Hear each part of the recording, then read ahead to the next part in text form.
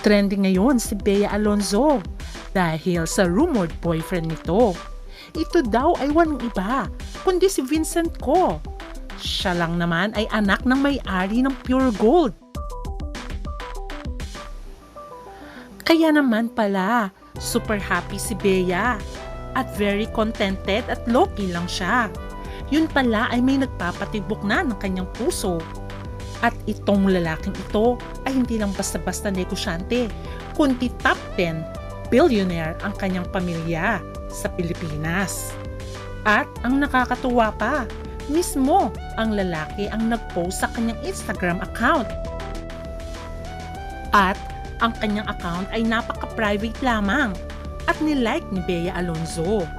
Kaya naman ang spekulasyon ay talaga naman meron ng boyfriend itong si Bea Alonzo.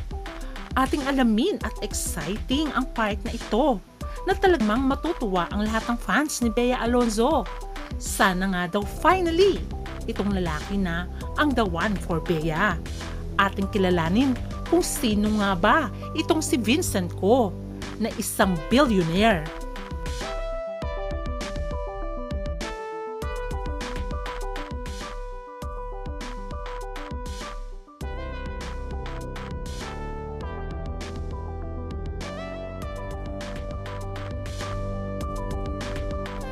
Sino naman ang di makakakilala kay Bea Alonzo?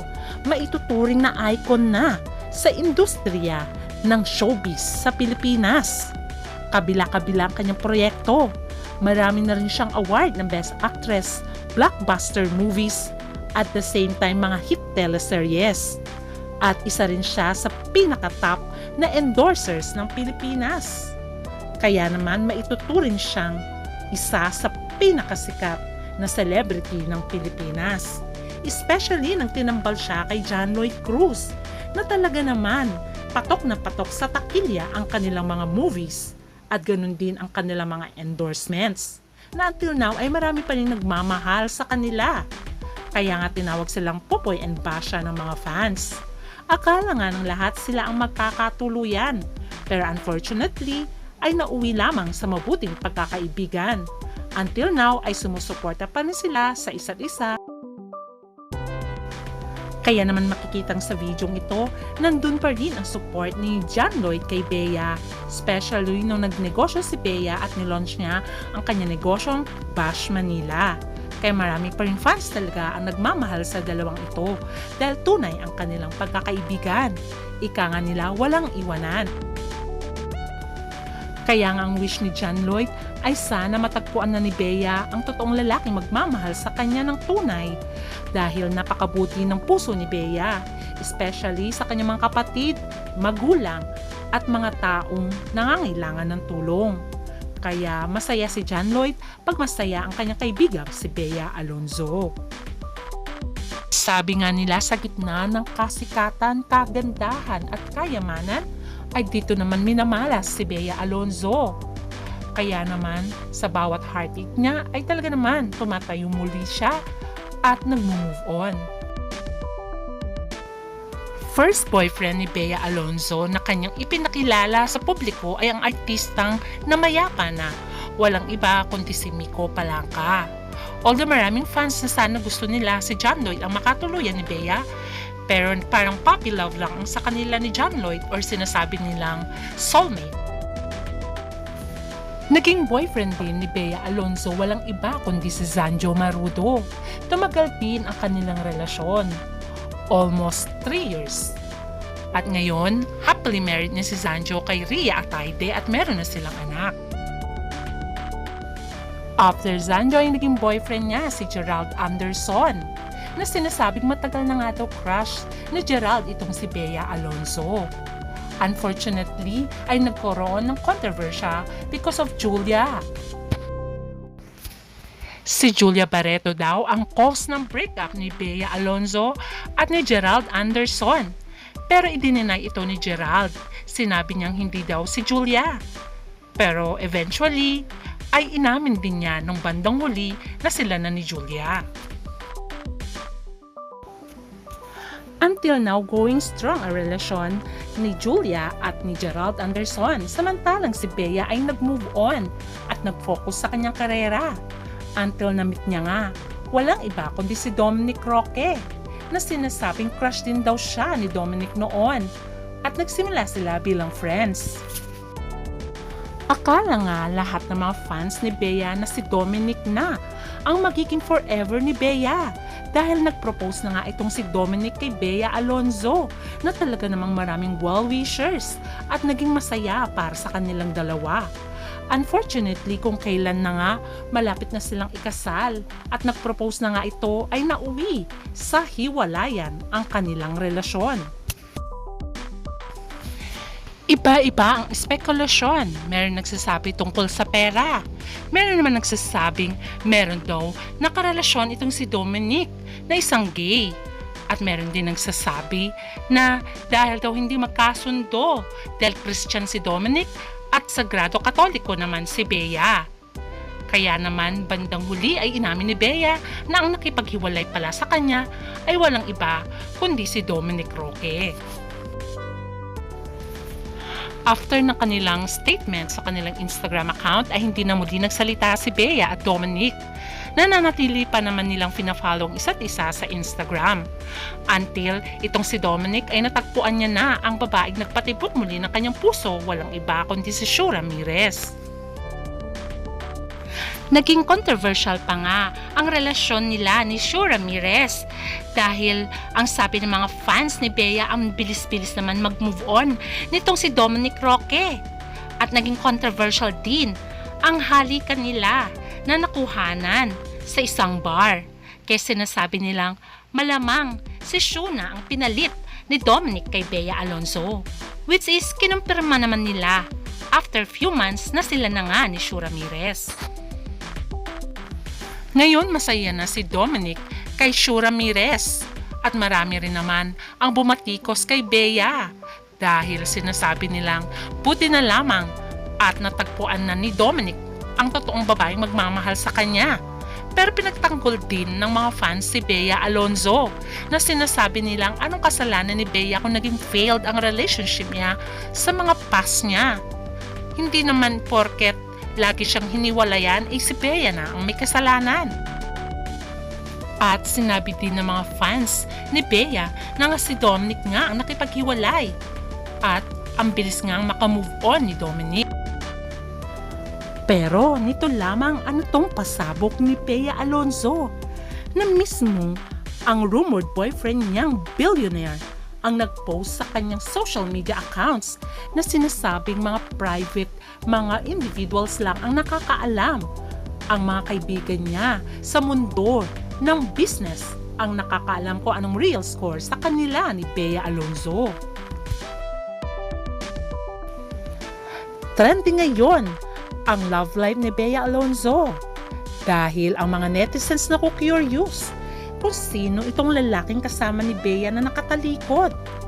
At napag-alaman nga nila na ito pala ay si Vincent Ko, isang low-key billionaire.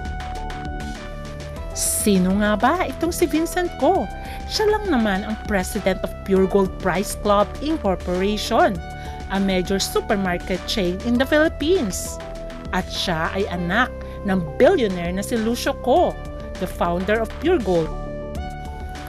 At ang kanyang ina ay si Susan Ko, who serves as the company's chairman. Ang Ko family holds significant ownership in the business through Costco Capital Incorporation. At ang kanyang pamilya ay isa lamang top 10 billionaires in the Philippines.